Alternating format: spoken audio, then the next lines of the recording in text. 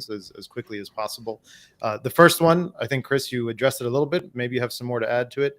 How are we different from FTX? All right. So essentially, there are two business models in cryptocurrency space, right? One is the brokerage model, where our platform, for example, is a counterparty to the transaction. And every time our users buy or sell crypto, we immediately hedge their position to have zero market risks, and we take a fee for providing the access to it. This is 95% of our business. That's also 95% of business of Coinbase. And the other model is taking a fee on exchange where people trade hundreds of millions of dollars. High volume traders, fees are a couple bips and whatnot. So those are the two business models. And we focus on the retail part of the business. Our exchange, while growing fast, and we just launched our Gen 3 version of the exchange, which has got a lot of great features and even lower fees. It's growing nicely, but it's still a small portion of our business. Retail access to 70 million people, this is our core. So it's completely different compared to FTX. I already addressed the issues of mixing up hedge funds business together with an exchange. I think it's a terrible idea. It should be outlawed. I already addressed the irresponsible lending practices of some of the companies that blew up in May. We've never done any of this. We are very conservative, and we like our business to be simple. So perfect segue to the next question, which is, what are Crypto.com's main sources of income and profit?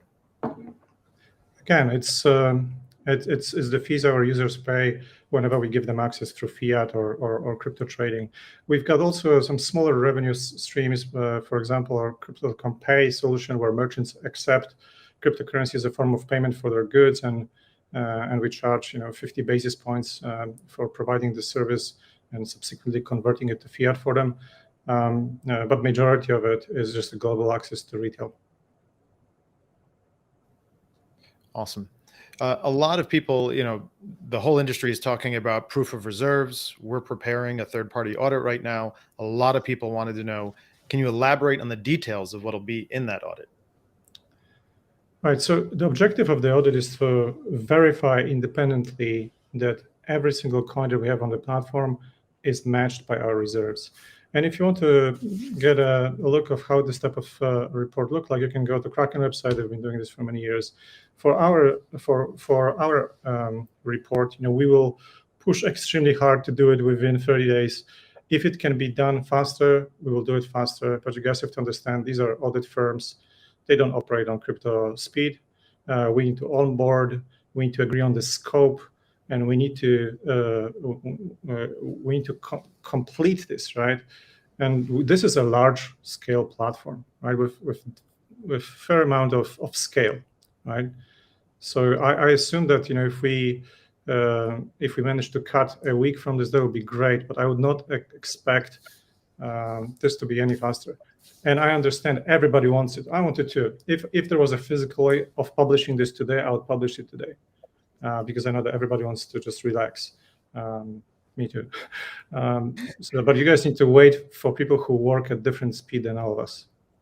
Yeah, you've just addressed the second question, which is everyone wants to know, can we get it this week?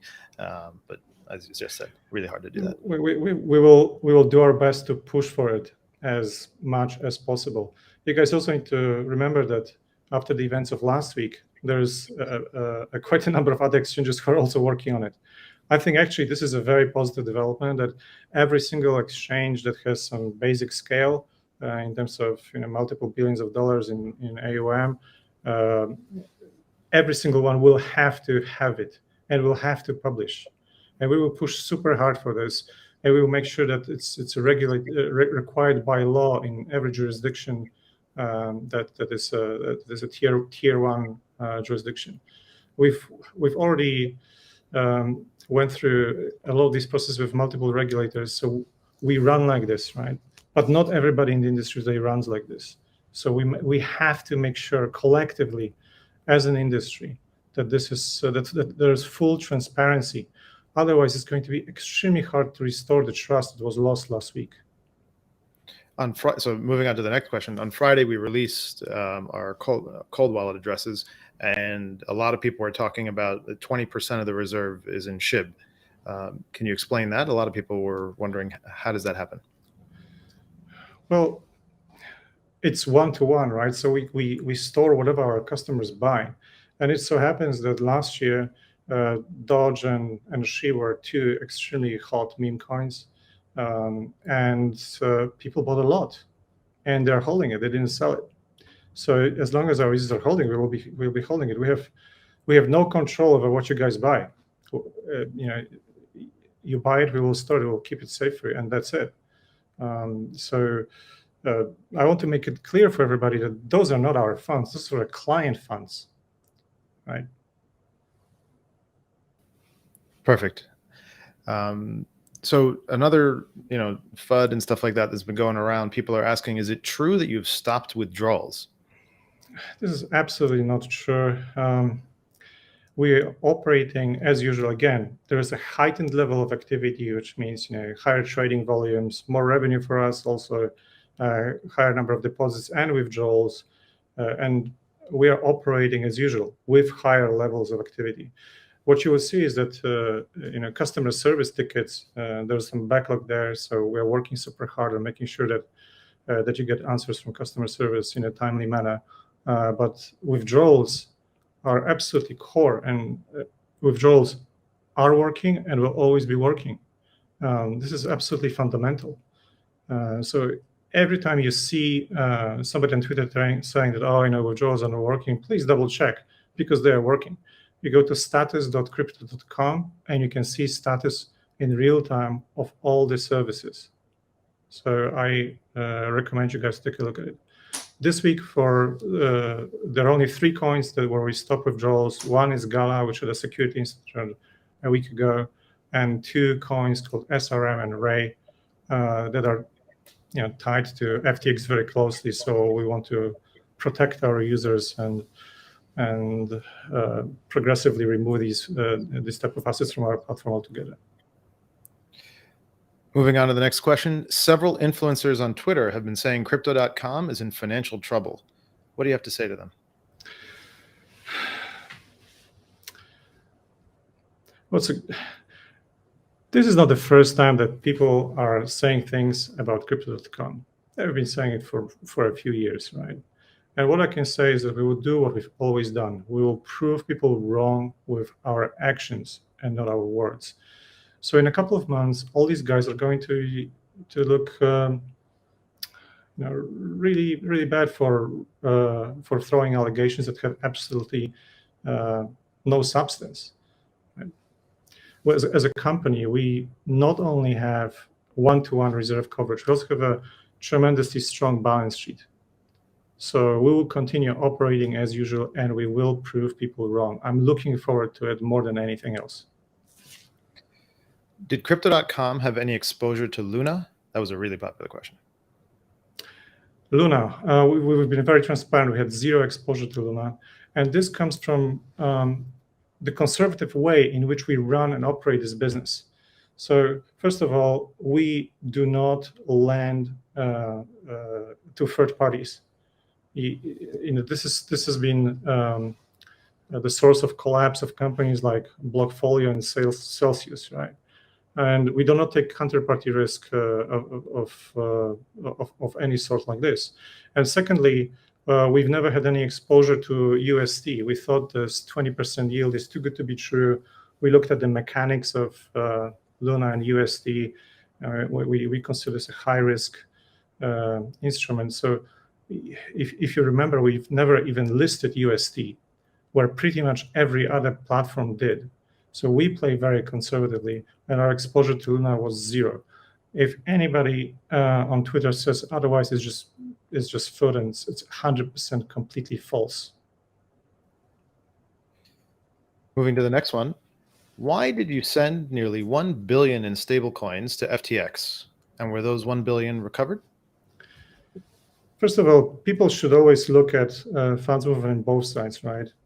over a year, $1 billion was moved to FTX, and we recovered all of this. We only had exposure of under $10 million when FTX shut down.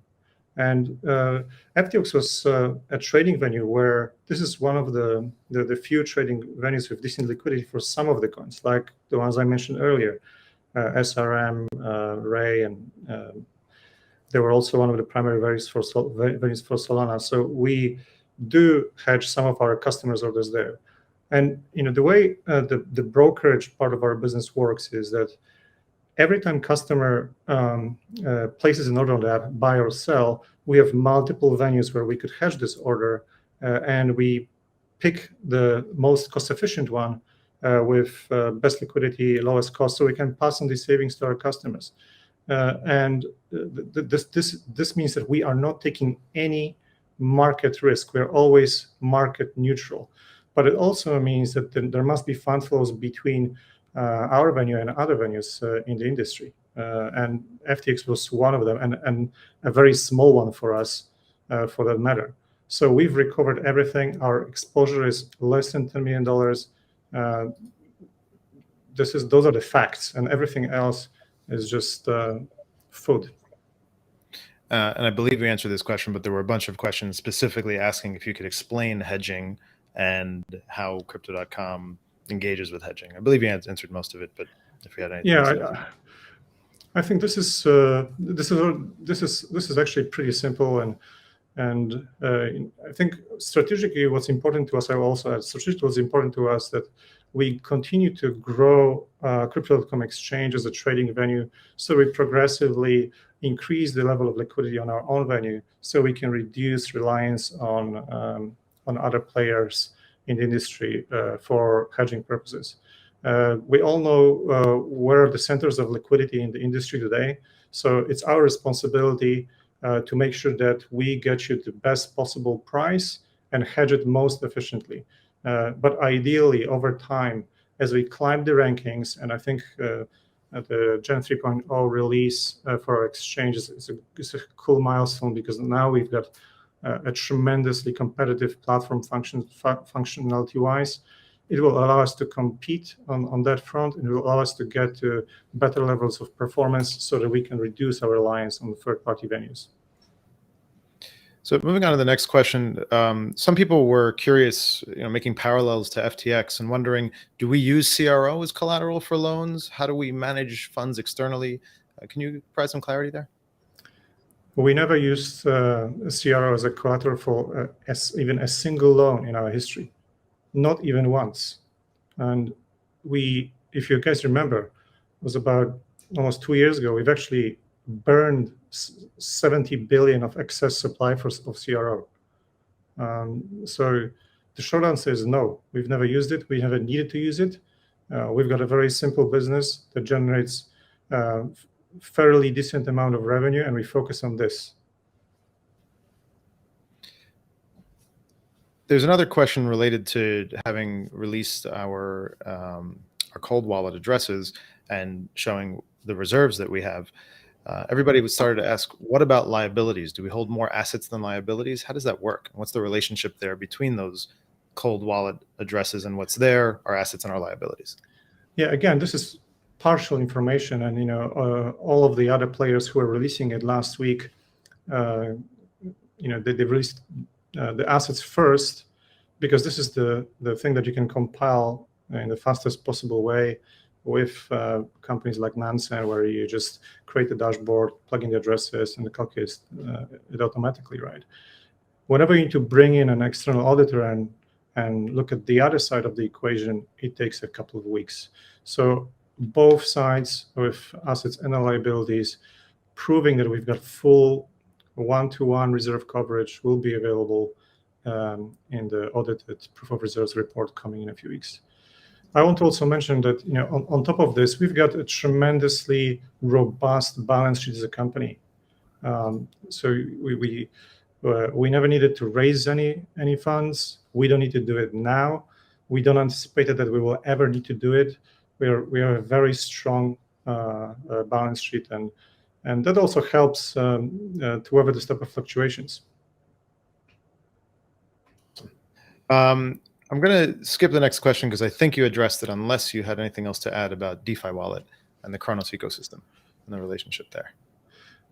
Again, we support the notion of decentralization. This is this is the centerpiece of true crypto ethos. You need to control your money, your data, and identity. This is your basic human right. This is what we're all about. We invested tremendously in building the decentralized part of our ecosystem with the DeFi wallet. Again, more than 5 million downloads. People love this product. You should try it. You can connect it to your main Crypto.com custodial wallet and move funds back and forth as you please, very quickly, very easily. And the Cronos ecosystem. There are more than 400 projects building on Cronos today. We are a contributor to this open source initiative.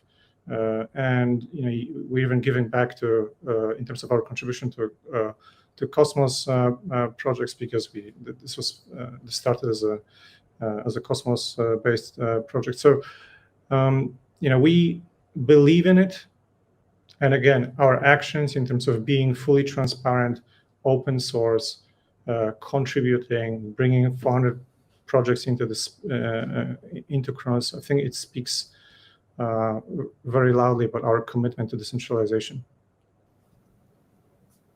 Cool. The next question, or again, another really popular one: how does Crypto.com earn generate yields? I think a lot of people see it like a bank account. Right. Well, we view this as a rewards program to onboard users. We've never considered taking irresponsible lending risks as a way to juice the yields further and scale this product more than it is possible in a safe way. So this is important to understand. And once it reached a certain scale, we had to cut the rates so that our cost as a percentage of revenue drops. And we've done it as probably the first company in the industry, and nobody was happy about it. But we act responsibly in terms of managing our financial performance. So we've done it. This was the right decision, and it allows us to have a business that is cash flow positive today. So it's very, very important that people understand the differences in how different companies view risk and how do they operate their platforms. This is a popular question we get all the time. How does Crypto.com afford all these marketing spends with the amount of revenue? I think that people need to understand how the communication side of things work whenever this type of deal is announced. Say our deal with our partners at UFC, there's a tagline number of around 175 million. But everybody needs to understand this is a 10-year deal. Crypto.com Arena, it's a 20-year deal. So we simply pay a small portion of this long-term commitment every year. So the way we looked at this is it's an investment in building a trusted brand, and it's still a very manageable portion of our revenues, roughly 10% on an annual basis. So if you compare to how much other brands are spending per year as a percentage of their revenue on branding, it's not crazy. People think it's crazy because they look at the total numbers over 10, 20 years. But on annual base, as a percentage of revenue, it's quite reasonable. And I think that I always get asked, would you still do this deal if you knew that this deal, if you knew how the market unfolds? We've made a decision that we want to go out there and get our name out there. And we got to a pretty decent scale with 70 million users. It would never be possible without this investment into our brand awareness. And I believe that this is also one of our contributions to the industry, because we managed to get the word out there, not only for ourselves, but also for the entire industry, if only by the virtue of our name. Absolutely. I love seeing our name everywhere. What are your expectations about the future, and where do you see crypto.com in 5 years? That's a great question. And, I think after the events of last week, everybody needs to think about how do we restore trust for the entire industry. It's been shaken, badly damaged. In case of many people lost, it's going to require a tremendous amount of work and commitment from every single player in this industry in order to restore this. So this is our priority one: continue to be the trusted, responsible player that has a fully regulated business that everybody can understand, is fully transparent, so that we can provide a place that is safe and secure for the users, so that they have a place to go to. And if you extrapolate a few years down the road, like 5 years, okay, so I think that the industry is going to come back, and is going to come back stronger than ever. I think collectively, it's very painful now, but we will benefit collectively from removal of bad actors from the industry. But I want everybody to understand that restoring this faith in our space is going to take time and work. It's not going to be overnight. There's another aspect of it that I frequently think about, and that bear markets are actually good for one thing: really building. There is no hype. You can focus on building products that customers actually want. You need to get to real product market fit. You need to generate real revenues. Those things tend to be a very conducive atmosphere for releasing stuff that is breakthrough. And these innovations that are being built right now are going to help us drive the next cycle of adoption. So I think it's going to be fine. I remain very optimistic about the industry. I'm also clear-eyed about the amount of work that is going to be required from all of us. And I think that if you think about the possibilities, as an industry, we've barely scratched the surface of the potential that this technology holds. I want to see a social network coming out of this space during the next cycle, a product that will onboard 1 billion plus users, a single product. There's still so much to do. So really keep faith, stay strong.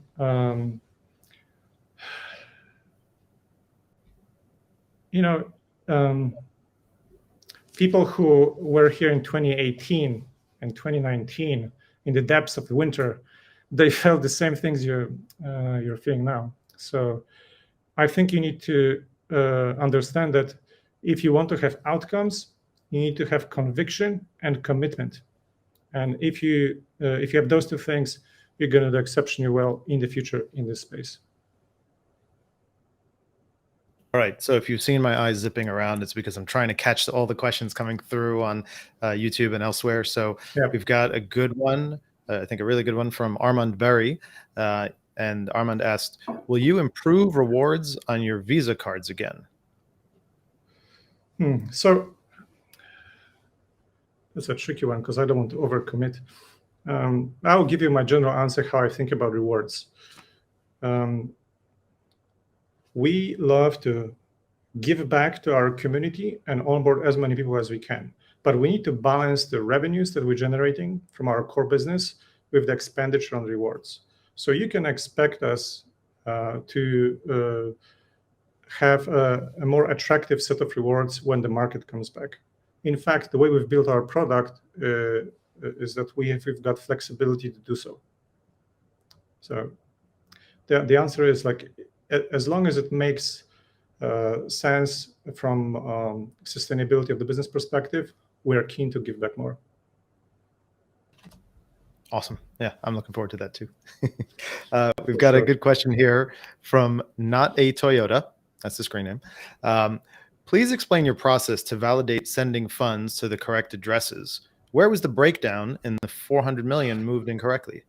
All right, that's a great question. So first thing I want to clarify is that every single address that that our systems allow funds to be sent to is whitelisted and approved and pre-approved.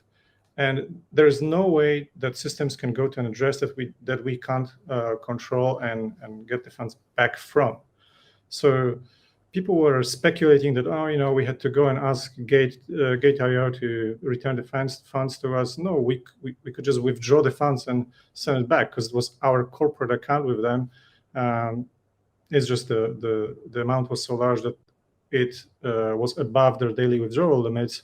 So we've asked them to increase our daily withdrawal limits, and that was the extent of their help.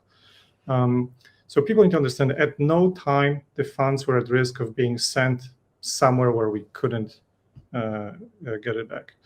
And of course, we build the systems in a way to minimize and eliminate any potential for any kind of errors. And after this incident, we've further strengthened it, changed the process, improved it in order to make sure it just doesn't happen again. It happened over 3 weeks ago. It had nothing to do with Gate doing their proof of reserves.